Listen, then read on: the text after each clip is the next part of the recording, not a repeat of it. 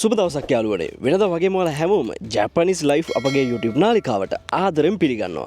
ඉතින් අද අපි ඔයාලට කියන්න යන්නේ ජපානයේ ඉඳලා වෙනත් රටකට ඔයාලට වීසා නැතුව යන්න පුළුවන්ද කියලායි. ඔව් පුළුවන්. ඉතින් ඒ පිළිබඳව දැනගන්න මේ වීඩියෝ එක අවසාන වෙනකන් නරඹන්න. ජපානයේ ඉඳලා කොරියාවට වීසා ඇප්ලයි කරන්නේ කොහොමද? මොනවද ඕන සුදුසුකම්? මොනවද අවශ්‍ය ලිපි ලේඛන කියලා මම ඔයාලට සවිස්තරාත්මක විස්තරයක් මේ වීඩියෝ එකෙන් ඔයාලට ලබා දෙනවා. ඊට කලින් ජපානයේ ඉඳලා යන්න පුළුවන් වෙනත් රටවල් මොනවද කියලා අපි කතා කරලිමු. ඔයාලා දන්නවද ජපානයේ රෙසිඩන්ට් කාඩ් එකෙන් වීසා නැතුව යන්න පුළුවන් යුරෝප් රටවල් තියෙනවා. ඒ මොනවද කියලා අපි දැන් කතා කරමු. විශේෂයෙන්ම යුරෝපයේ සහ ඒෂියන් රටවල් කිහිපයක්ම ජපාන් සයිරු කාඩ් එකට වීසා සපෝට් කරනවා. ඒ රටවල් මොනවද?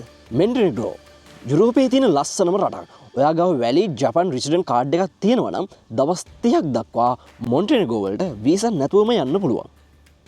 ඔයාට ජපානයේ සයිරු කාඩ් එකක් තියෙනවා නම් මෙක්සිකෝවටත් සංචාරක වීසා අවශ්‍ය වෙන්නේ නැහැ. දින 90ක් දක්වා ඔයාට මෙක්සිකෝවටත් ගිහිල්ලා එන්න අවස්ථාව තියෙනවා. ඊළඟට වැදගත්ම රටක් තමයි යුරෝපය. ෆ්‍රාන්සිය, ජර්මනිය, ඉතාලිය වගේ රටවල් වලට වීසා නැතුව යන්න බැරි වුණත් ජපානයේ ඉඳලා ඔයාට වීසා ඇප්ලයි කරන්න පුළුවන් ලංකාවේ ඉඳන් වීසා ඇප්ලයි කරනට වඩා ඉතාමත් ලේසියි. ඊළඟට හැමෝම කතා වෙන දකුණු කොරියාව. දකුණු කොරියාවට යන්න නම් ඔයාලට අනිවාර්යයෙන්ම සංචාරක වීසා එකක් ලබා ගන්න ඕනේ. ජපානයේ රෙසිඩන්ට් කාඩ් එක නිසා දකුණු කොරියාවට ෆ්‍රී වීසා ලැබෙන්නේ නැහැ. හැබැයි ඔයාට ජපානයේ ඉඳලා ලේසියෙන් වීසා ඇප්ලයි කරන්න පුළුවන්. ඉත පහසුවෙන් සහ අඩු වියදමකින් සංචාරය කළ හැකි රටක් ලෙස දකුණු කොරියාව හඳුන්වන්න පුළුවන්. බොහෝ දෙනෙක් අසන ප්‍රශ්නයක් තමයි ජපානයේ සිට කොරියාවට සංචාරක වීසා ලබා ගැනීම අපහසුද කියලා.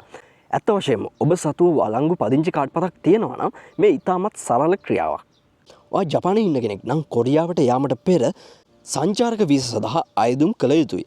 ජපානයේ පිහිටි කොරියානු තානාධිපති කාර්යාලයට ගිහිල්ලා ඔයාට මේ වීසා බලපත්‍රය ලබා ගන්න හැකියාව තියෙනවා. සාමාන්‍යයෙන් වීසා බලපත්‍රය දින 10ක් හෝ දින 5ක් ඇතුළත නිකුත් කරන්න මෙයාලා කටයුතු කරනවා.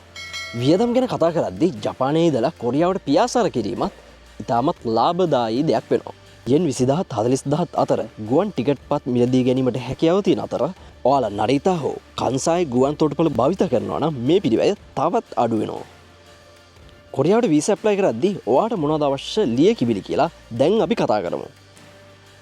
වීසා අයදුම් පත්‍රය, ඒ වගේම මාස 6ක් ඇතුළත ගත්ත ඡායාරූප, ඒ වගේම පදිංචි කාඩ් පත සහ රැකියාව තහවුරු කර ගැනීම සඳහා රැකියා සහතිකයත් අවශ්‍ය වෙනවා. ඒ වගේම ඔයා ජපානයේ ඉගෙන ගන්න කෙනෙක් නම් ජපානයේ ස්කූල් එකෙන් ඔයාලා ශිෂ්‍යයෙක් කියලා පිළිගත් සහතිකෙත් මෙහිදී අවශ්‍ය වෙනවා. ඔයාලා සංචාරය කරන්න යන්නේ මොන වගේ තැන්වලද? ඒ දින වකවානුත් මේ පිළිබඳවත් සවිස්තරාත්මක විස්තරයක් ඔයාලා සකස් කරන්න ඕනේ. ඊළඟ කාරණේ තමයි හෝටල් වෙන් කිරීම. ඔයා කොරියාවට ගිහිල්ලා නවතින තැන් පිළිබඳවත් මොවුන් දැනුවත් කරන්න ඕනේ. ඒ වගේම යාමට සහ ඒමට ලබා ගන්නා ගුවන් ටිකට් පත්වල පිටපත් මොවුන්ට ලබා දෙන්න ඕනේ. ඔයාලා මතක තියාගන්න ඕන දෙයක් තමයි මෙම සියලුම ලියකියවිලි ඉංග්‍රීසි භාෂාවෙන් හෝ කොරියානු භාෂාවෙන් තිබිය යුතුයි. ජපන් භාෂාවෙන් ඇති ලියකියවිලි ඉංග්‍රීසි භාෂාවට පරිවර්තනය කළ ලබා දිය යුතු අතර සියලුම වීසා ගාස්තු ජපන් යෙන් වලින් ලබා දීමට ඔයාලට හැකියාව තියෙනවා.